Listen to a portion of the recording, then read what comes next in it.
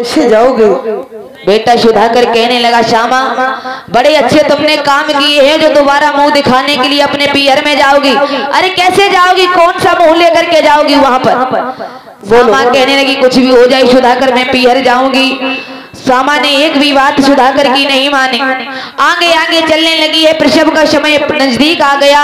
अरे मान जाओ। बेटा सुधाकर विचार करने लगा कि ये नहीं मानेगी, हमें लगता है मुझे इसके साथ में चलना चाहिए। जब श्यामा आगे चलने लगी तो बेटा सुधाकर भी पीछे पीछे चलने लगा। रुक जाओ श्यामा, ठहर जाओ, मैं भी तुम्हारे साथ चलता हूँ। रुक जाओ श्यामा, अगर आप नहीं मानते हो तो मैं भी तुम्हारे साथ चलता हूँ, चलो। इधर प्यारे बंधु, आज श्यामा ने देर नहीं की, अपने पति सुधाकर को साथ में लिया, पियर के लिए प्रस्थान करती आगे जा रही है। जैसे ही आगे जा रही है तो बीच वन में पहुंची। उसी समय माताओं बहनों प्रसव का समय पूर्ण हो चुका था। मैया श्यामा के पेट में प्रसव वेदना होने लगी। श्यामा कहने की, हे सुधाकर ठहर जाओ सुधाकर, मेरे पेट में बड़ा दर्द हो रहा है। हाँ। उसी समय बेटा सुधाकर कहने लगा, श्यामा मैंने तुझे बहुत समझाया लेकिन तूने मेरी एक नहीं मानी। अब बता मैं तेरी इस जंगल में व्यवस्था कहां से करूं? उसी समय प्यारे बंधु हुआ क्या, अरे उसी वन में मेरे भैया एक बालक जन्म भाई।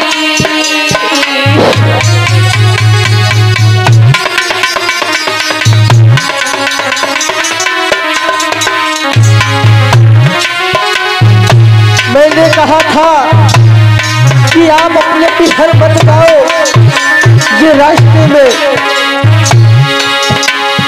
अरे उसी वन में मैया ने एक बालक जन्म भाई।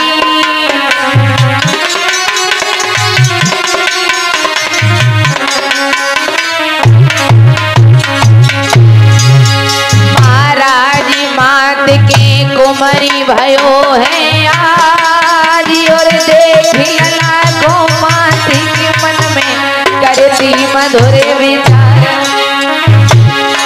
कि भैया देख बेटा को रूप की श्यामा दिल में अरसान। भैया देख लाला को रूप मैया वो दिल में अरसान।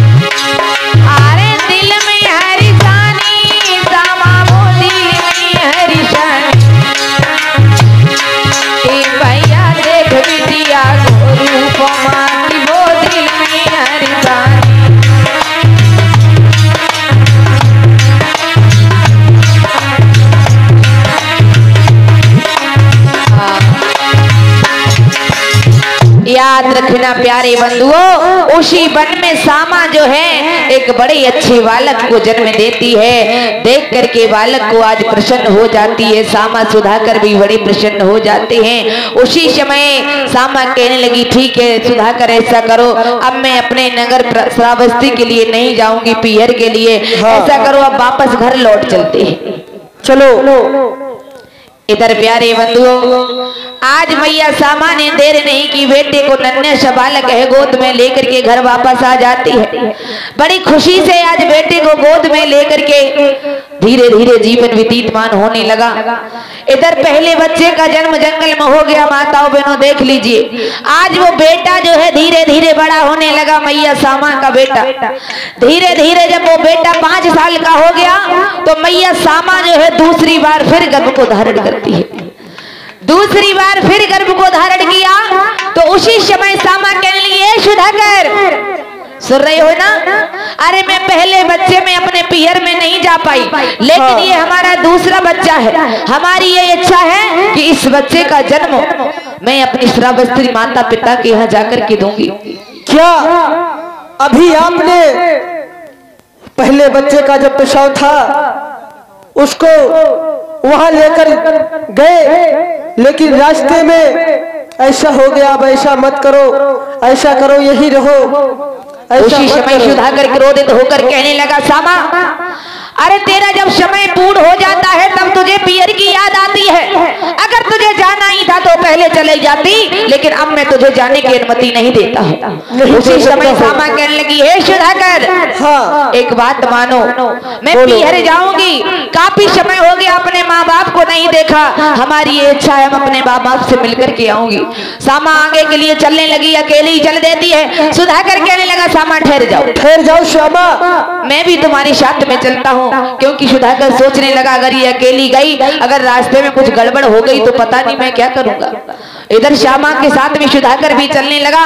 देख लीजिए माताओं बहनों, पहले बच्चे का जन्म हुआ तो वन में हुआ, जंगल में, और इधर दूसरे प्रसव का जब समय आया, जब समय पूर्ण हो गया तो इसने एक बात नहीं मानी।